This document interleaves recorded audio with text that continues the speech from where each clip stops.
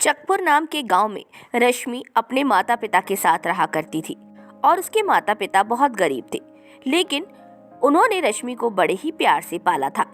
रश्मि बहुत ही अच्छा खाना पकाया करती थी। रश्मि जब भी चने का साग बनाती तो उसके पिताजी उसकी खूब तारीफ करते। अरे वाह रश्मि, आज का चने का साग तो बहुत ही अच्छा बना है। सच में पिताजी? एक काम करिए, मैं आपके लिए खूब सारा साग बना देती हूँ, फिर आप जब अपने काम पर जाए ना तो अपने साथियों को भी खिलाइएगा। अरे वाह, ये तो तुमने बड़ी अच्छी बात कही। ठीक है, तो तुम और खूब सारा साग बना दो। मैं अपने सारे मित्रों को बताऊंगा कि हमारी बिटिया रश्मि बहुत ही अच्छा खाना बनाती है। इसके बाद रश्मि ने खूब सारा साग बनाया और उसके पिताजी की खूब तारीफ भी हुई, क्योंकि रश्मि के हाथ का बना साग उसके पिताजी के साथियों को बेहद पसंद आया। ऐसे करके दिन बीत ही रहे थे। रश्मि बड़े प्यार से अपने गरीब माता पिता के साथ रह रही थी, लेकिन आखिर वो दिन आ ही गया जब रश्मि की शादी सूरज से तय हो गई। सूरज एक अच्छे घर का लड़का था, उनके पास अच्छा खासा पैसा भी था, लेकिन सूरज की माँ कलावती को रश्मि केवल इसलिए पसंद नहीं आई क्योंकि उसको बहुत सारा दहेज चाहिए था। लेकिन फिर भी सूरज की जिद के आगे कलावती की एक न चली। कलावती ने सूरज को मनाने की बहुत कोशिश की। अरे बेटा सूरज, उन लोगों के पास ना पैसा है ना कुछ, तू शादी के लिए क्यों अड़ गया है? अरे जाने दे, तुझको रश्मि से अच्छी और लड़कियां भी मिल जाएंगी। अरे मेरी पड़ोस की विमला चाची है ना, वो बता रही थी अपनी भतीजी का रिश्ता, बहुत पैसे वाले हैं वो। नहीं माँ, मैं रश्मि से ही शादी करूंगा। बात शक्ल सूरत की नहीं है, बात गुणों की भी है, और रश्मि हमारे घर को अच्छे से संभालेगी। सूरज एक अच्छी नौकरी करता था, इसी वजह से कलावती को सूरज की बात माननी पड़ी और शादी करके रश्मि को वो अपने घर ले आई। रश्मि के आने के बाद कलावती के मन में बस यही इच्छा रहती कि कैसे भी करके रश्मि यहाँ से चली जाए और कलावती अपने मन की बहू ले आए जो खूब सारा दहेज और पैसा लेकर आए। एक दिन सूरज को किसी काम से घर से बाहर जाना पड़ा।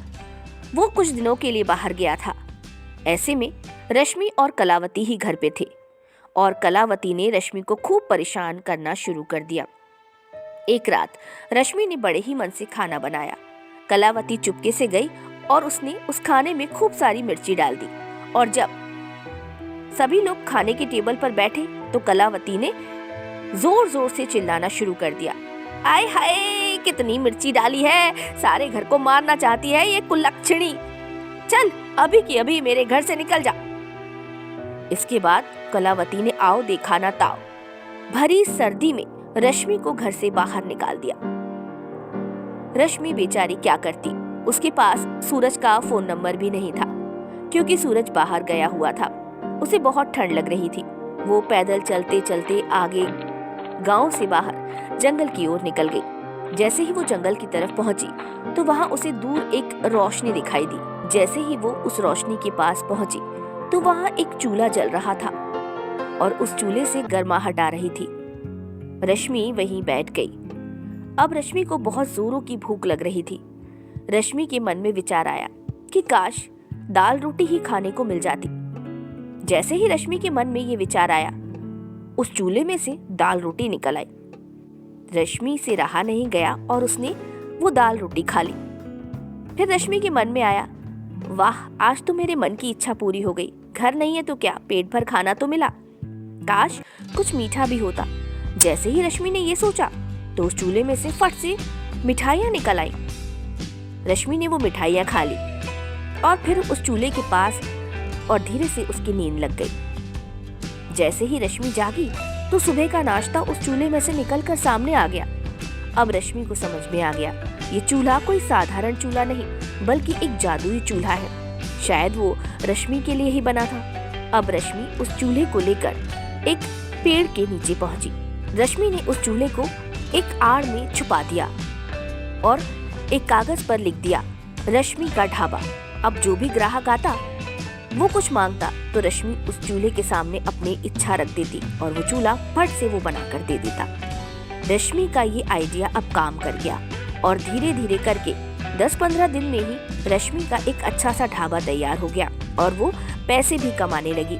वहाँ जब सूरज अपने घर लौट कर आया तो उसने देखा कि रश्मि घर पर नहीं थी।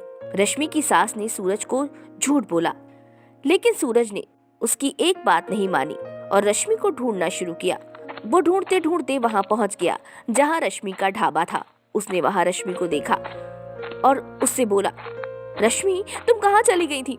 मैं तुम्हें कहाँ कहाँ ढूंढ रहा था। रश्मि ने सारी बात सूरज को बताई और सूरज समझ गया और रश्मि ने बताया, सुनिए जी, ये हमारा ढाबा है, इसे मैंने खोला है और अब से आपको नौकरी करने की जरूरत नहीं है। इसे हम खुद ही चलाएंगे और खूब पैसा भी कमाएंगे, ताकि सासू माँ को ये दिक्कत ना रहे कि हमारे पास पैसा नहीं है। उसके बाद रश्मि और सूरज ने मिलकर खूब अच्छे से अपने ढाबे को रेस्टोरेंट में तब्दील कर दिया। अब रेस्टोरेंट बनकर तैयार था।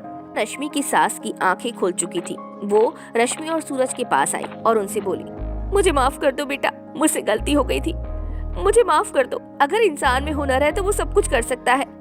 तुम लोग मेरे साथ वापस चलो।